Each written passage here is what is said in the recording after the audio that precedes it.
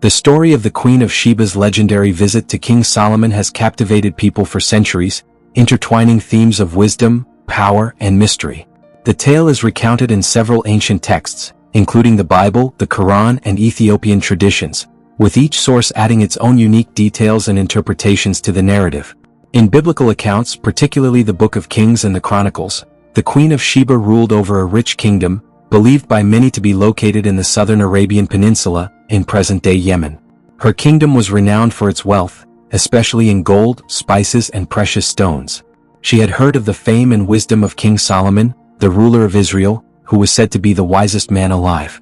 News of Solomon's intelligence, diplomatic success, and immense wealth had spread far beyond the borders of Israel. Intrigued by these reports, the Queen of Sheba decided to embark on a long and arduous journey to meet Solomon in person, to see for herself whether these tales were true. She did not come empty-handed. The queen arrived in Jerusalem with a grand retinue, accompanied by a caravan loaded with lavish gifts, gold, spices, and jewels, intended both as tribute and a test of Solomon's wealth. Her arrival was marked by splendor, and the people of Jerusalem were undoubtedly awed by the sight of this powerful foreign queen and her opulent entourage. When the Queen of Sheba finally met Solomon, she sought to test his renowned wisdom by presenting him with a series of difficult questions and riddles. The exact nature of these questions is not specified in the biblical text, but they are often thought to be philosophical or moral dilemmas, designed to challenge Solomon's understanding. To her amazement, Solomon answered all of her questions with ease, demonstrating his extraordinary wisdom, which was said to be a divine gift from God.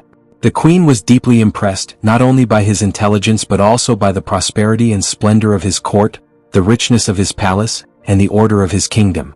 She marveled at the way his servants were dressed, the food on his table, and even the structure of the temple he had built for the God of Israel. Overwhelmed by all that she saw and heard, the Queen of Sheba praised Solomon's God, recognizing the divine favor that had blessed him with such wisdom and success.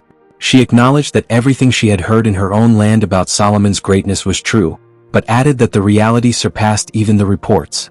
Her admiration for Solomon grew as she realized that his wisdom and wealth were not simply rumors, but manifestations of his divine favor and the well-governed kingdom he led. In return for her gifts, Solomon bestowed upon the Queen of Sheba gifts of his own, lavish and abundant. According to the biblical text, Solomon gave her all that she desired and asked for, which many interpret as symbolic of a deep mutual respect and diplomatic exchange between the two rulers. After their meeting, the Queen of Sheba returned to her homeland with new knowledge, treasures, and a renewed sense of wonder at the greatness of Solomon's wisdom and the power of his God. In Islamic tradition, the story of the Queen of Sheba is also prominent, though with some variations. In the Quran, she is known as Bilqis, and her story takes on a more spiritual dimension. Solomon is depicted as a prophet as well as a king, and he learns of Bilqis through a bird in his court. Bilqis initially worships the sun, but after meeting Solomon and witnessing his wisdom and the signs of his prophecy, she eventually converts to the worship of Allah. The Ethiopian version of the story is even more elaborate, found in the Kabra Nagast, an ancient national epic. In this tradition, the Queen of Sheba is called Makeda, and her visit to Solomon leads to a romantic relationship between the two. According to Ethiopian legend, Makeda bore Solomon a son named Menelik, who would later become the first emperor of Ethiopia and the founder of the Solomonic dynasty. This dynasty claimed direct descent from King Solomon and the Queen of Sheba, cementing the story's significance in Ethiopian culture and history. The Queen of Sheba's visit to Solomon has resonated throughout history as a symbol of the meeting between two great powers and cultures, with themes of wisdom, diplomacy, and mutual respect at its core.